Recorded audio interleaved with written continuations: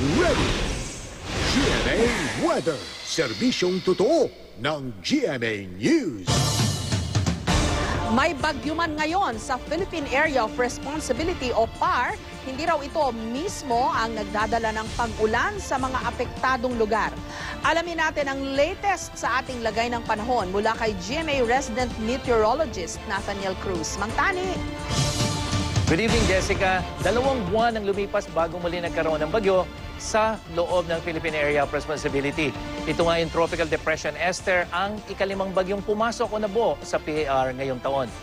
Isinailalim sa Public Storm Warning Signal number 1 ng Pag-asa ang Batanes Group of Islands at huling namataan ang sentro ng bagyo 200 kilometers sa may north-northeast ng Basco, Batanes. May lakas na hangin nitong nasa 55 kilometers per hour malapit sa gitna at bumilis ang kilos nito 22 kilometers per hour habang kumikilos pahilagang silangan. Sa forecast track ng Pag-asa, bukas ng umaga, posibleng lumabas na ito ng Philippine Area of Responsibility at patungo ng southern Japan. Pero patuloy nitong hahatakin ang hanging habagat na siyang nagpapaulan naman sa western section ng Luzon. Base sa datos ng The Weather Company, katamtaman hanggang sa minsang malalakas na ulan, yung mga kulay dilaw at orange na yan, ang mararanasan sa Luzon, particular na sa Ilocos Region at sa gitnang bahagi o Central Luzon. Dahil hindi pa ganong apektado ng habagat, hindi gaanong maulan dito sa Visayas habang sa Kalakang Mindanao, ulan at thunderstorm naman ang mararanasan. At sa Metro Manila, mula madaling araw hanggang sa gabi, mataas ang posibilidad ng pag-ulan. Pero pansinin nyo yung ating init factor, posibleng umabot pa rin ng 39 degrees Celsius. At kasabay nga ng pagkakaroon ng bagyo, idineklara na rin ng Pag-asa ang opisyal na pagsisimula ng tagulan. Lumukas na kasi ang southeast wind flow. Yan po yung nagmumula sa isang high pressure area sa southern hemisphere. Tumatawid dito na equator at lumiliko papunta ng Pilipinas at yan ang tinatawag nating southwest monsoon o hanging habagat. Tulad ng nararanasan natin ngayon, mas ramdam ang habagat kapag may bagyo na humahatak dito, lalong-lalo na dito sa may northern part ng PAR. Hunyo hanggang buwan ng Setyembre, nararamdaman ang habagat at ang mga pag-ulan na dulot nito, magdadala naman ng iba't ibang panganib. Kaya mga kapuso, dapat po laging I am ready. Jessica? Okay, Mang Tani. So ito na yung hanging habagat. Tapos na yung panahon ng hanging amihan. Yung tama ba, Southern Hemisphere ang pinanggalingan nitong hangin na ito. Yung amihan doon naman sa Northern Hemisphere. Tama yon, Jessica. So yung dito sa may Australian continent, doon nang gagaling yung hangin na southeasterly muna, pero pagtawid niyan ng equator, liliko yan, kaya nagmumula na yung hangin na yan mula sa Timog Kanluran o Southwest. At yun namang hanging amihan, galing naman sa mainland China o mainland Asia na kung saan nanggagaling naman sa northeast direction.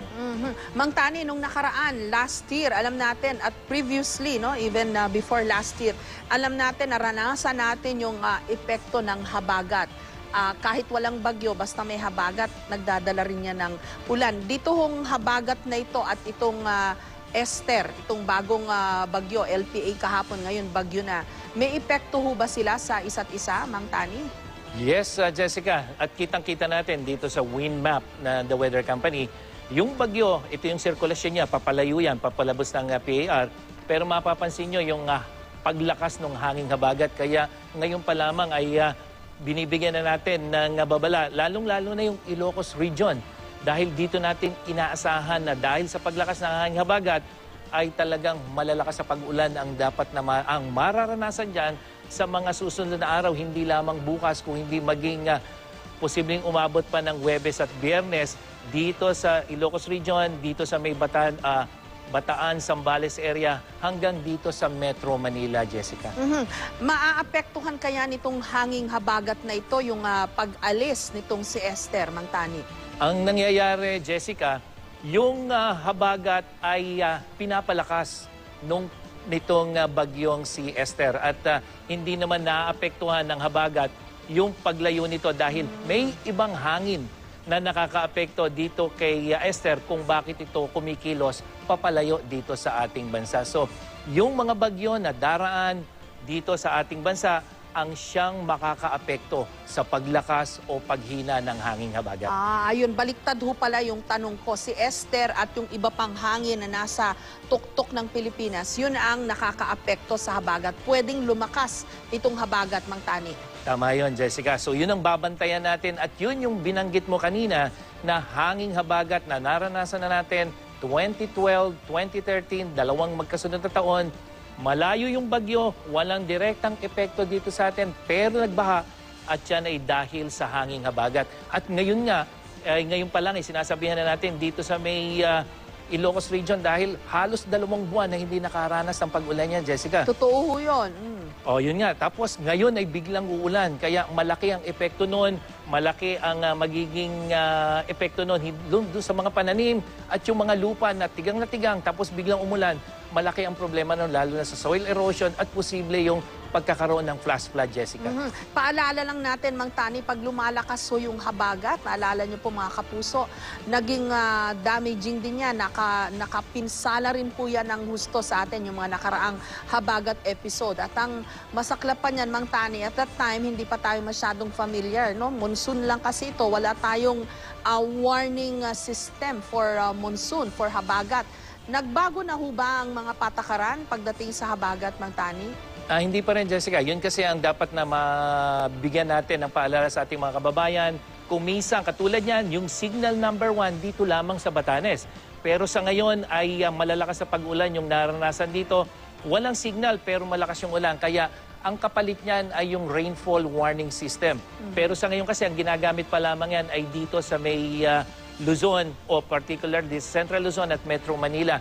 Pero binibigyan natin ng babala yung ating mga kapuso dyan na instead of public storm warning signal, talagang maging alerto sila sa pagpapalabas ng pag-asa ng rainfall warning system.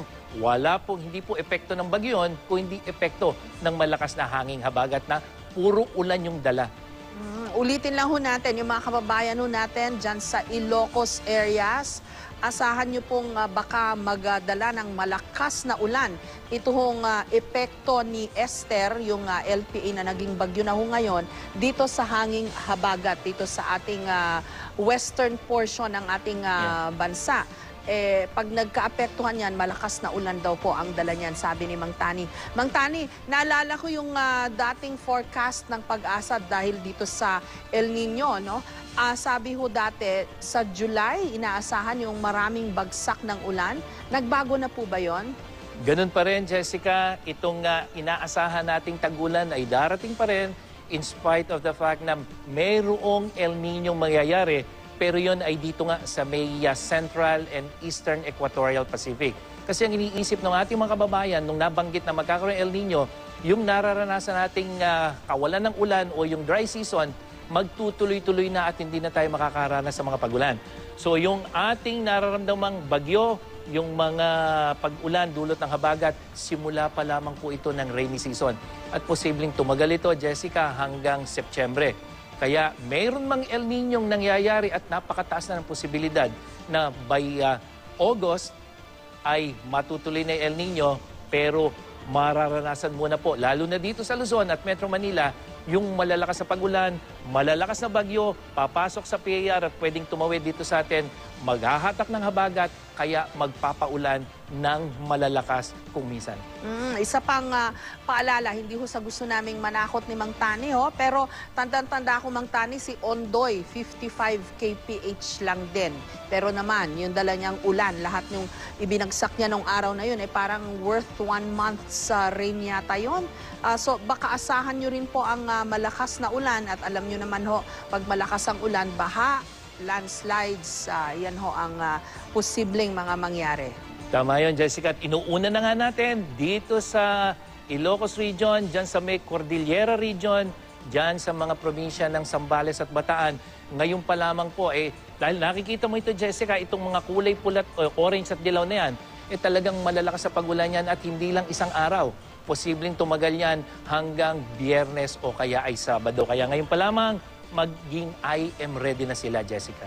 Maraming salamat, Mang Tani. Si Nathaniel Cruz po ang ating GMA resident meteorologist. At yan ang latest mula sa GMA Weather. Para sa iba pang weather update, bisitahin ang I Am Ready website at social media account. Ako po si Nathaniel Cruz. Magplano para sigurado. I am ready. Serbisyong totoo ng GMA News.